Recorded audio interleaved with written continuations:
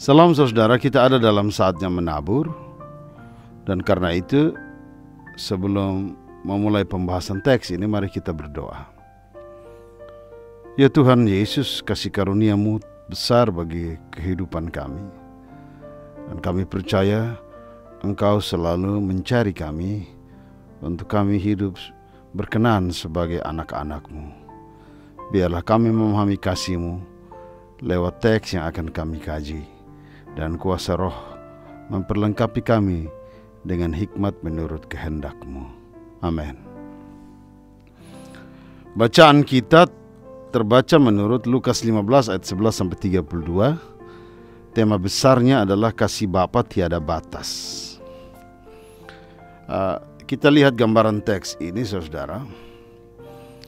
Perumpamaan tentang anak yang hilang adalah perumpamaan ketiga dari 3 perumpamaan yang ditujukan kepada beragam pendengar, mulai dari pemungut cukai, orang berdosa, orang Farisi, mereka yang disebut pemimpin agama, ahli hukum, dan orang-orang banyak yang masuk dalam kategori tidak diperhitungkan. Ketiga perumpamaan itu membahas tentang hal-hal yang hilang kemudian ditemukan, mulai dari domba yang hilang, dirham yang hilang, dan anak yang hilang. Demikian juga sebenarnya ketiga perumpamaan itu menunjukkan sukacita surgawi atas setiap orang berdosa yang bertobat dari dosa dan berbalik kepada Yesus. Yesus didorong untuk menceritakan perumpamaan ini karena orang-orang Farisi dan ahli Taurat menuduh Dia menyambut orang berdosa dan makan bersama mereka. Itu kita lihat dalam ayat 2 pasal 15. Jelaslah orang Farisi, ahli Taurat, pemimpin agama, ahli hukum menganggap diri mereka benar, dan separuh lainnya dari para pendengar, orang banyak, itu sebagai orang berdosa. Yesus menceritakan kisah domba yang hilang, dirham yang hilang, dan anak yang hilang untuk para pendengar, kemudian menentukan sebenarnya siapa yang benar-benar hilang. Nah, mari kita kaji teks kita. Perumpamaan tentang anak yang hilang dimulai dari sebenarnya gambaran dosa yang ditampakkan si bungsu dan si sulung. Gambaran dosa ini untuk menjawab protes ketika Yesus ada bersama orang berdosa. Pertama, kita menemukan di situ dosa meremehkan Bapa. Saudara, si anak bungsu sudah dipelihara sampai dewasa. Dia hidup di rumah yang nyaman, aman, berkelimpahan. Tiba-tiba saja ia meminta haknya. Dia meminta bagian hartanya. Apakah ini permintaan yang wajar? Saudara, bukankah orang meminta bagian harta ketika ayahnya sudah mati? Si bungsu memperagakan dosa, menganggap Tuhan sudah mati, meski sebenarnya Tuhan itu selalu hidup.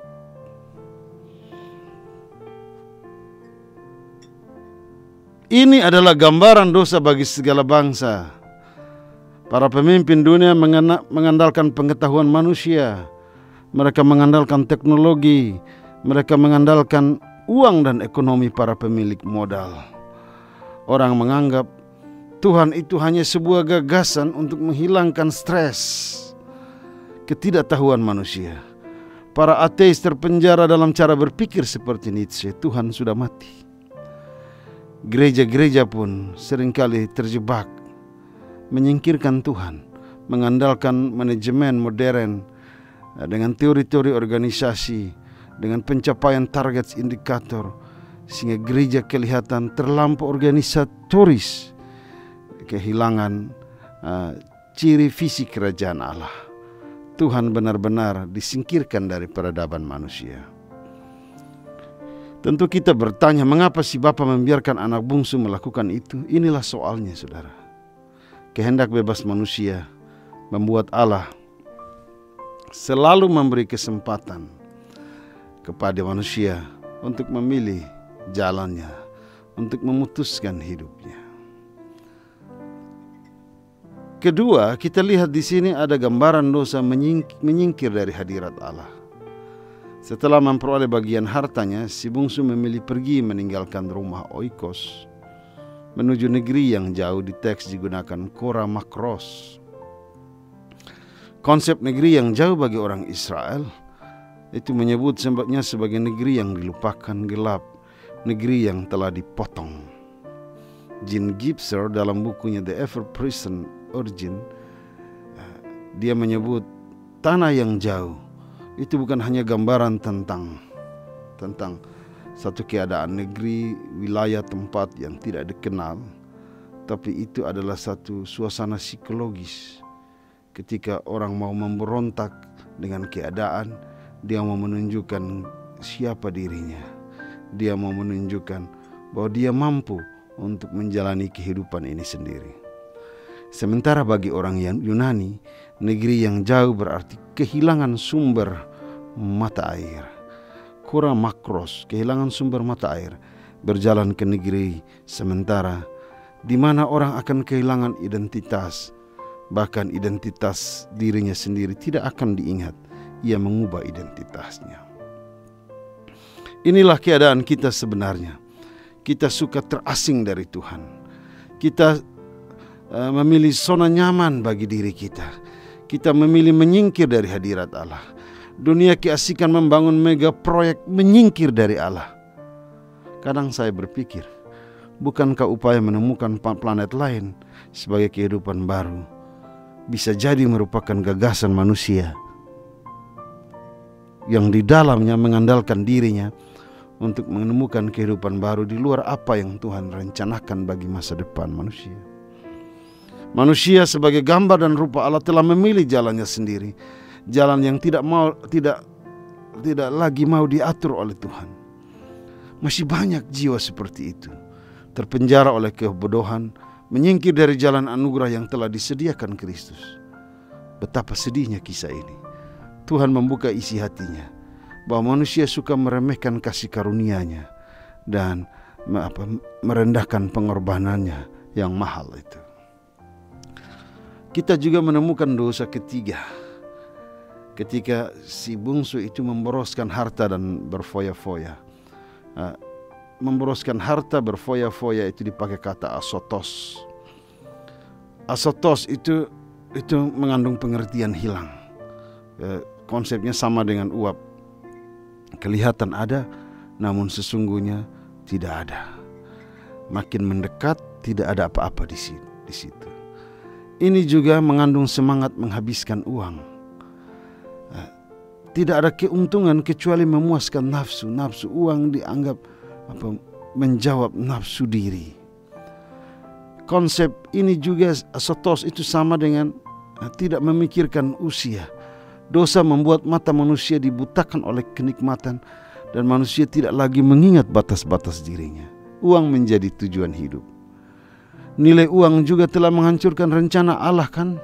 Kalau kita baca bagaimana Israel setelah pulang dari Babel menurut Yesaya, disuruh untuk membawa semangat Yobel. Tapi ternyata Yobel hanya menjadi sebuah ritual. Karena praktek penguasaan tanah dan aset budak masih terus dipraktekkan. Uang menjadi utama. Bukankah uang juga telah menghancurkan tali persaudaraan saat Yusuf dianggap mati dengan harga uang yang murah? Uang membuat Yudas gelap mata. Dia menjual gurunya sendiri dan akhirnya Ananias dan Safira jatuh dalam praktek yang sama. Saat jemaat sedang bertumbuh dalam kehendak Roh Kudus, mereka malah menyembunyikan uang. Akar segala kejahatan adalah cinta uang. Praktek ini masih berlaku. Negara-negara kaya dengan modal yang kuat menjadi penentu ekonomi bangsa-bangsa. Mereka mengatur kehidupan banyak orang. Bahkan gereja pun seringkali ikut terjerumus saat yang rohani dibisniskan hanya demi uang. Lalu apa yang terjadi? Hawa nafsu menghancurkan si bungsu. Jangan lupa saudara, siapa menyakiti Allah jangan kira dunia tidak akan menyakiti dia. Dan seperti biasa, manusia menemukan identitas dirinya ketika ia ada di titik bawah. Semua harta sudah selesai saat bencana menghampiri. Si bungsu tiba-tiba melarat. Sekarang ia harus mempertahankan hidupnya meski menjadi budak. Ada dua hal menarik dalam kisah titik bawah si bungsu. Pertama, ia menjadi budak. Bukankah perumpamaan ini membuka kembali memori orang Israel yang karena dosa leluhur mereka menjadi budak di negeri Mesir dan Babel? Mereka ingat benar bagaimana Israel kehilangan identitas sebagai bangsa terpilih. Dosa berakibat fatal dan harga yang harus dibayar tidak murah. Identitas dipertaruhkan. Yesus mengingatkan orang-orang yang merasa benar bahwa mereka berasal dari keturunan pemberontak. Janganlah menghakimi mereka yang berdosa. Hal kedua,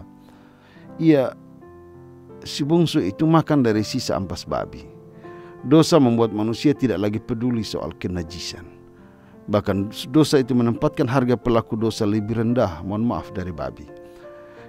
Itu konsep kenajisan. Kenajisan itu begitu melukai. Dan betapa sakitnya keadaan ini.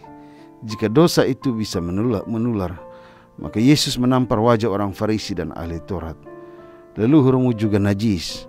Kamu jangan arogan, sebab sebersih apapun kain yang baru tidak bisa ditambal dengan kain yang lama. Kamu menutupi bagian dosa yang kamu warisi dan begitu mudah menghakimi sesama. Kamu sedang menunjukkan rupa dua kain yang aneh ketika kain lama itu menambal kain baru. Kita menemukan bahwa keadaan berdosa adalah keberangkatan dan jarak dari Allah. Roma 1 ayat 21. Keadaan berdosa juga merupakan keadaan ketidakpuasan terus-menerus. Lukas 12 ayat 15 mengatakan, hati-hati, waspada terhadap semua jenis keserakahan. Hidup seseorang tidak terletak pada banyak hartanya. Teks ini dengan jelas mengatakan tidak ada yang memberi si bungsu apa-apa dalam ayat 16. Ini adalah gambaran keadaan orang berdosa yang terhilang, atau saya dan saudara sebagai orang percaya, pemberontak yang telah kembali kepada kehidupan perbudakan dosa. 2 Petrus 2 ayat 19-21. Ini adalah gambaran tentang apa yang sebenarnya dilakukan dosa dalam kehidupan seseorang ketika dia menolak kehendak Bapa. Ibrani 12 ayat 1, Kisah 8 ayat 23. Dosa selalu menjanjikan lebih dari yang diberikannya, membawa kita lebih jauh dari yang kita inginkan, dan membuat kita lebih buruk dari sebelumnya. Dosa menjanjikan kebebasan, tetapi membawa perbudakan sebenarnya. Yohanes 8 ayat 34. Karena itu Merriam-Webster ketika membaca apa yang terjadi pada si bungsu berkata demikian. Tema utama dari perumpamaan ini bukan hanya tentang pertobatan orang berdosa, seperti dalam dua perumpamaan sebelumnya. Dalam Lukas 15 ada pesan lain yang cukup dalam, yaitu tentang pemulihan orang percaya ke dalam persekutuan dengan Bapa. Si bungsu berfoya-foya dengan harta, membayar dengan perbudakan, dan sekarang hanya satu jalan, yakni pemulihan. Sebab semua yang kita dapat dengan mudah berpotensi musnah dengan mudah. Hidup seperti uap. Menariknya, ketika ia menyesali diri, ia menemukan kembali identitasnya. Ia memilih ke rumah Bapa. Hal ini, saudara, mencerminkan orang berdosa. Ketika dia menemukan kondisi hidupnya yang miskin karena dosa, maka dia menemukan kesadaran bahwa selain Allah tidak ada harapan. Efesus 2 ayat 12, kemudian 2 Timotius 2 ayat 25-26. Inilah saat seorang pendosa bertobat atau sadar, dan inilah saatnya pemulihan untuk kembali ke persekutuan dengan Tuhan yang hilang, sama seperti Adam dan Hawa yang berdosa dan mereka menemukan Tuhan dalam ketelanjangan mereka. Pertobatan itu mahal, saudara. Berapa banyak orang yang karena dosa memilih jalannya sendiri. Yudas memilih gantung diri, Pilatus menjadi gila. Tetapi kita bersyukur si anak hilang kembali ke hadirat Allah. Cerita ini harus kuat di dalam kita, sebab itulah yang dialami para murid kemudian. Dan mereka, Petrus dan teman-teman, mereka kembali ke hadirat Allah. Inilah yang seharusnya dipahami, bahwa Allah bersyukur ketika pertobatan menemukan kembali arah hadirat Allah. Kita membaca si bungsu kembali ke rumah Bapa. Ada teolog yang mengatakan demikian. Ini soal cara pandang si bungsu terhadap bapa. Ketika dia meminta harta, dia memandang ayahnya sebagai ayah biologis. Ya, ayah biologis karena ayah yang lahir karena turunan, ada karena turunan dan ada tanggung jawab di situ. Secara biologis tidak bisa disangkali. Ini hanya karena hubungan darah daging lah. Tapi ketika ia mengalami kesusahan, ia melihat ayahnya sebagai ayah sosial, ayah yang punya nama, ayah yang baik dalam pandangan status sosial masyarakat. Namun ketika kembali, ia telah menemukan ayahnya sebagai ayah rohani, ayah yang menyambut dia, memeluk dan memperlakukan bukan sebagai manusia biasa atau sebagai karena rasa kemanusiaan, tetapi Allah tetap memperlakukan dia sebagai anak. Status anak itu tidak hilang. Itulah indahnya berada di hadirat Allah. Rupanya ada yang unik melalui 3 perumpamaan ini. Kita lihat dari domba yang hilang itu berkisah dari tentang 1 dalam 100, 1 dicari. Kemudian kisah tentang dirham itu cerita tentang 1 dalam 10. Kemudian anak yang hilang, dia menjadi 1 dalam 1. Ini menunjukkan kasih Tuhan lebih pribadi. Dan beruntung karena dari semua ciptaan ini Tuhan melakukan pendekatan pribadi terhadap saya dan saudara. Kita melihat dalam cerita ini kemurahan ayah menutupi dosa anak laki-lakinya. Karena ingatan kebaikan ayahlah yang membawa anak yang hilang itu kepada pertobatan. Roma 2 ayat 4. Anak si bungsu itu mulai merenungkan kondisi dan menyadari bahwa bahkan ayahnya memiliki pelayan yang lebih baik dari dirinya, budak-budak yang lebih baik dari dirinya. Keadaan bencana yang menyakitkan membantu melihat ayahnya dalam cahaya baru dan memberinya harapan. Mazmur 147 ayat 11, Yesaya 40 ayat 33, 1 Roma 8 ayat 24 sampai 25, 1 Timotius 4 ayat 10. Hal ini mencerminkan orang berdosa ketika dia menemukan kondisi hidupnya yang miskin karena dosa. Ini adalah kesadaran bagi saya dan saudara bahwa hanya dengan jalan pertobatan, dengan jalan kesadaran, kita akan kembali ke persekutuan dengan Tuhan yang hilang.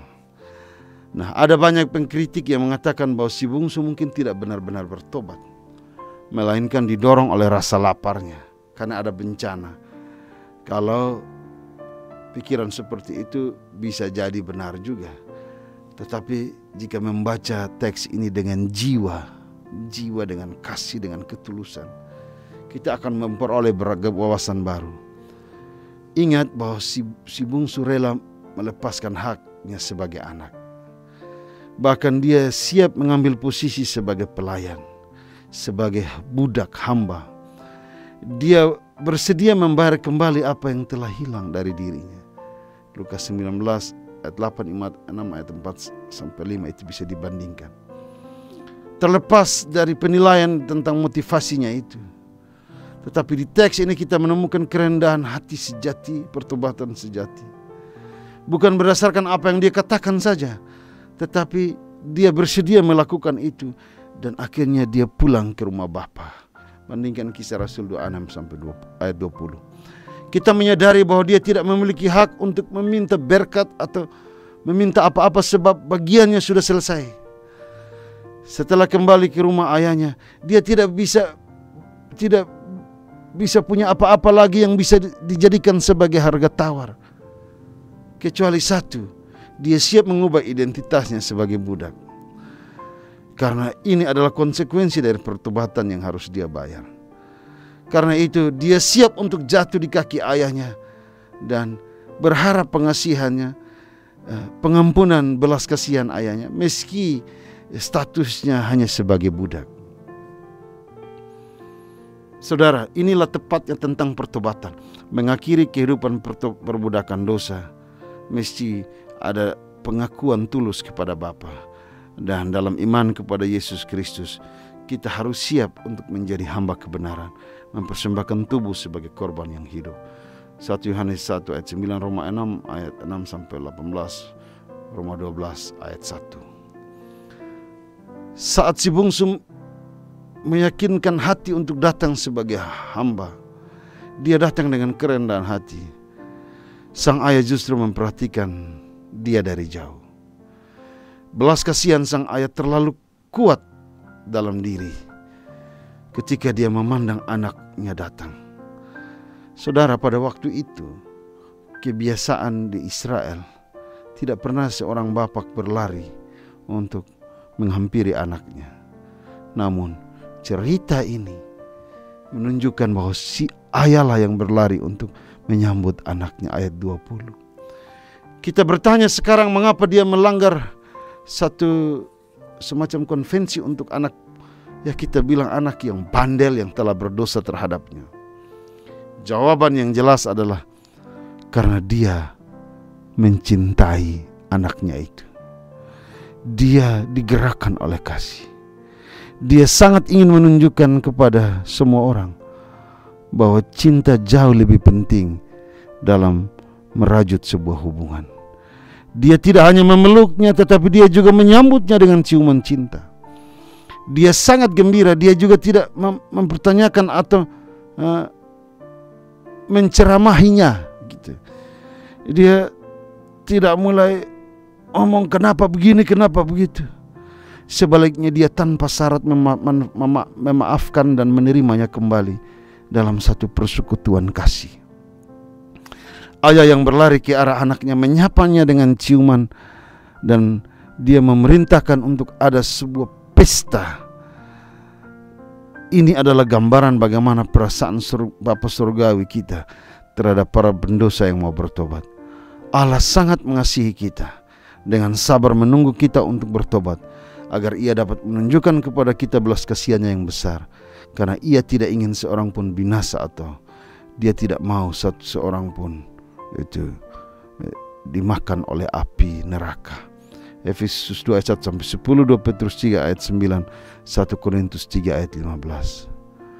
Anak yang hilang ini terkejut ketika dia sampai di rumah. Dia kira dia akan tetap menjadi budak, tetapi ia dipulihkan. Ada kejutan dan kegembiraan. Hak istimewa sebagai anaknya diterima kembali. Dia telah diubah dari keadaan yang tidak berarti, itu ada di dalam pemulihan total. Itu yang dilakukan oleh kasih karunia Allah bagi seorang pendosa yang bertobat. Mazmur 40 ayat 2, 103 ayat 4. Kita tidak hanya diampuni, tetapi kita menerima roh status anak sebagai anak-anaknya, ahli waris Allah dan pewaris bersama Kristus dari kekayaannya yang tidak tertandingi. Roma 8 ayat 16 sampai 17, Efesus 1 ayat 18 sampai 19. Sang ayah kemudian memerintahkan para pelayan untuk membawa jubah terbaik. Jubah itu tanda martabat dan kehormatan, bukti penerimaan anak yang hilang kembali dalam keluarga. Memberinya sebuah cincin untuk tangan di jari anak laki-laki itu, tanda otoritas dan status anak, dan sandal untuk kakinya, tanda ia tidak menjadi budak, karena budak tidak memakai sepatu. Atau dalam hal ini ada cincin atau pakaian mahal, ayat 22, itu tidak dikenakan oleh budak. Semua hal ini mewakili apa yang kita terima di dalam Kristus pada saat keselamatan. Jubah kebenaran penebusan, Yesaya 61 ayat 10.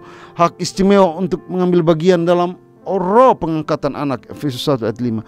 Dan kaki yang dilengkapi dengan kesiapan yang datang dari Injil damai sejahtera, dipersiapkan untuk berjalan di jalan kekudusan, Efesus 6 ayat 15. Anak lembu yang digemukkan disiapkan dan pesta diadakan. Perhatikan bahwa darah tertumpah sama dengan penebusan dosa, Ibrani 9 ayat 22. Tuhan tidak memperlakukan kita sebagai pendosa, karena setinggi langit di atas bumi begitu besar kasihnya kepada orang-orang yang takut akan Dia. Sejauh timur dari barat, demikian dijauhkannya daripada kita pelanggaran kita. Seperti seorang ayah menyayangi anak-anaknya, demikian pula Tuhan menyayangi orang-orang yang takut akan Dia. Mazmur 103 ayat 10 sampai 13. Dan saudara, cerita tentang anak yang hilang ini, dia memiliki kesamaan. Kata hilang ini memiliki kesamaan dengan mati, hidup, hilang, ditemukan. Ini adalah istilah yang juga berlaku kepada seseorang sebelum dan sesudah pertobatan kepada Kristus. Efesus 2 ayat 1-5. Ini adalah gambaran tentang apa yang terjadi di surga atas satu orang berdosa yang bertobat. Lukas 15 ayat 7 dan 10.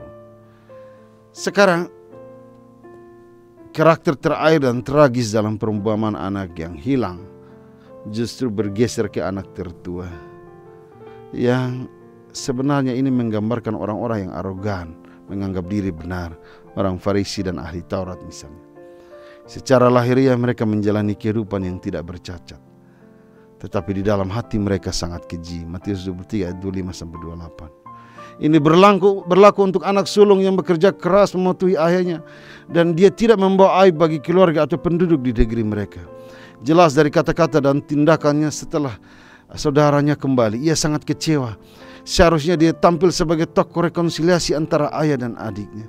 Seharusnya dialah tuan rumah di pesta itu untuk merayakan kembalinya saudaranya. Namun dia tetap berada di ladang. Dia memilih menjauh. Dia tidak mau ada dalam sukacita ini. Tindakan ini tentu saja akan membawa aib di mata orang bagi ayah. Ketika si sulung tidak hadir, ini membawa aib bahwa ada soal baru, nama baik ayahnya bisa tercoreng. Namun sang ayah dengan penuh kesabaran datang kepada si sulung yang marah dan terluka. Dia tidak menegurnya karena tindakan dan ucapan tidak hormat dari ayahnya.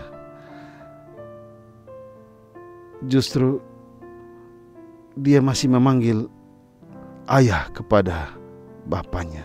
Lihat ayat 29. Dia masih menghormati ayahnya. Tetapi lihat bahwa kemarahan menguasainya, dan belas kasihan ayahnya tidak berhenti saat dia mendengarkan keluhan dan kritik si sulung. Si sulung itu memohon kebenaran ayahnya dan dengan bangga menyatakan kebenaran dirinya sendiri dibandingkan dengan keberdosaan saudaranya. Matius 7 ayat 3-5. Dengan mengatakan anakmu ini, si sulung menghindari untuk mengakui bahwa anak yang hilang itu adalah saudaranya sendiri. Ayat 30. Sama seperti orang Farisi, si sulung mendefinisikan dosa dengan tindakan lahiriah, bukan sikap batin. Intinya, si sulung mengatakan bahwa dialah yang pantas merayakannya, dan betapa ayahnya tidak berterima kasih atas semua pekerjaannya. Sekarang orang yang telah menyia-nyiakan kekayaannya mendapatkan apa yang pantas untuknya, itu justru dihargai.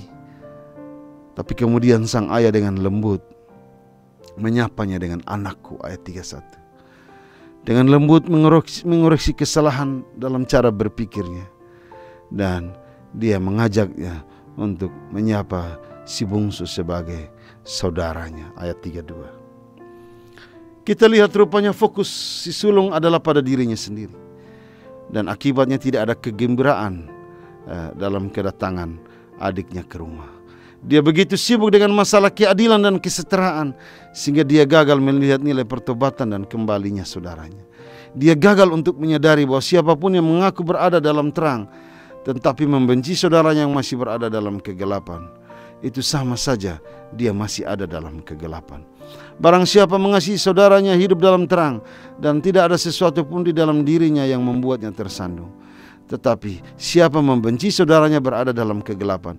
Ia tidak tahu kemana ia pergi, karena kegelapan telah membutakannya. 1 Yohanes pasal 2 ayat 9-11. Kakak laki-laki membiarkan kemarahan berakar di dalam hatinya, sampai-sampai dia tidak dapat menunjukkan belas kasihan kepada saudaranya.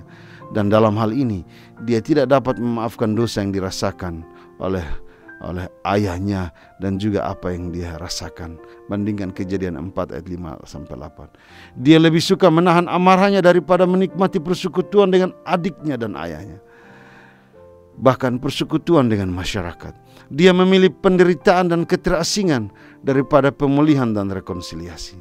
Dia melihat kembalinya saudaranya sebagai ancaman, bisa jadi ancaman terhadap warisannya yang dia punya. Lagi pula, mengapa dia harus berbagi bagian dengan saudaranya yang telah menyanyiakannya? Dan mengapa ayahnya tidak bersuka cita di hadapannya melalui tahun-tahun pelayanannya yang setia? Saudara ayah yang bijaksana berusaha membawa pemulihan dengan menunjukkan bahwa semua yang dia miliki itu tetap miliknya dan selalu tersedia untuk diminta kepada Bapa.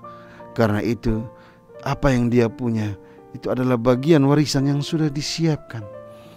Anak sulung rupanya tidak memanfaatkan berkat yang dimilikinya.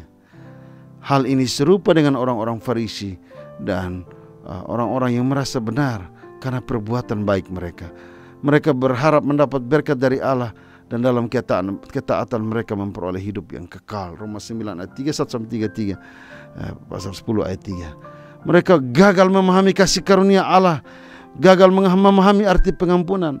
Oleh karena itu, bukan apa yang mereka lakukan yang menjadi batu sandungan bagi pertumbuhan iman mereka, melainkan apa yang tidak mereka lakukan, yaitu menjauhkan mereka dari Allah. Mereka marah ketika Yesus menerima dan mengampuni orang-orang yang berdosa, gagal untuk melihat kebutuhan mereka sendiri akan kehadiran Juru Selamat. Saudara, kita tidak tahu bagaimana kisah ini berakhir untuk si sulung. Tetapi yang kita tahu bahwa orang-orang Farisi terus menentang Yesus dan memisahkan diri dari para pengikutnya. Meskipun sang ayah memohon agar mereka masuk, mereka menolak dan mereka selalu menghasut sampai melakukan penangkapan dan penyaliban terhadap Yesus Kristus. Matius 26 ayat 59. Sebuah akhir tragis dari perumpamaan ini yang penuh dengan harapan belas kasihan, sukacita dan pengampunan. Gambaran ayah yang menerima anak kembali ke dalam hubungan adalah gambaran bagaimana kita harus menanggapi juga orang berdosa yang bertobat. Ingat saudara, semua orang telah berbuat dosa dan kehilangan kemuliaan Allah. Roma 3 ayat 23. Dan kita juga termasuk dalam semua itu. Kita harus ingat bahwa segala perbuatan benar kita seperti kain kotor yang terpisah dari Kristus. Yesaya 64 ayat 6, Yohanes 15 ayat 1-6.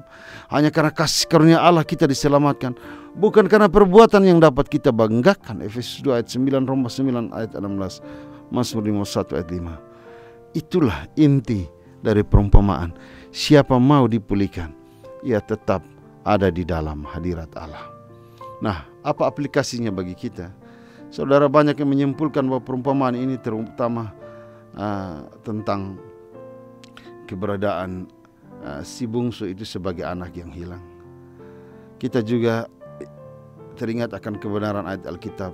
Sebab karena kasih karunia kamu diselamatkan oleh iman. Ini bukan hasil usahamu, tetapi pemberian Allah. Bukan karena perbuatanmu, sehingga tidak ada seorang pun yang dapat memegahkan diri. Efesus 2 ayat 8-9. Para pemimpin agama pada zaman Yesus lebih percaya pada agama berdasarkan perbuatan daripada mengalami keselamatan oleh kasih karunia Tuhan melalui iman mereka.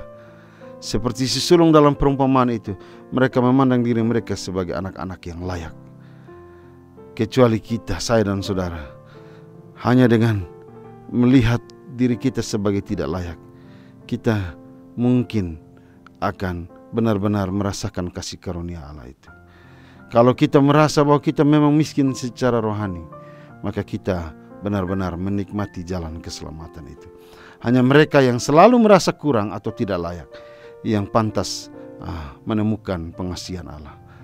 Dalam teks ini ternyata bukan saja si bungsu yang hilang, tetapi si sulung juga ada dalam kategori hilang.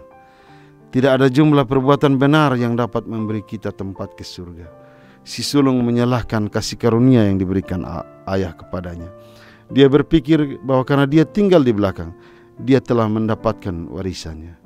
Ingat saudara, sebagai orang percaya, kita perlu mengevaluasi hati kita untuk melihat apakah hal serupa telah terjadi pada kita. Cara berpikir si sulung juga telah terjadi pada kita. Apakah kita pikir telah mendapatkan kasih karunia Tuhan? Apakah kita menganggap diri kita lebih unggul dari anak-anak hilang lainnya yang kembali ke rumah? Saudara, seharusnya baik si sulung maupun si bungsu, mereka mesti bersyukur karena mereka punya ayah yang penuh kasih. Mereka punya ayah yang menyiapkan rumah yang baik, persediaan yang lengkap, masa depan dan warisan. Tetapi yang satu menukar semuanya untuk kesenangan duniawi, sementara si yang satu mengklaim sebagai pemilik harta surgawi, padahal itu adalah milik Tuhan. Keduanya adalah anak yang hilang.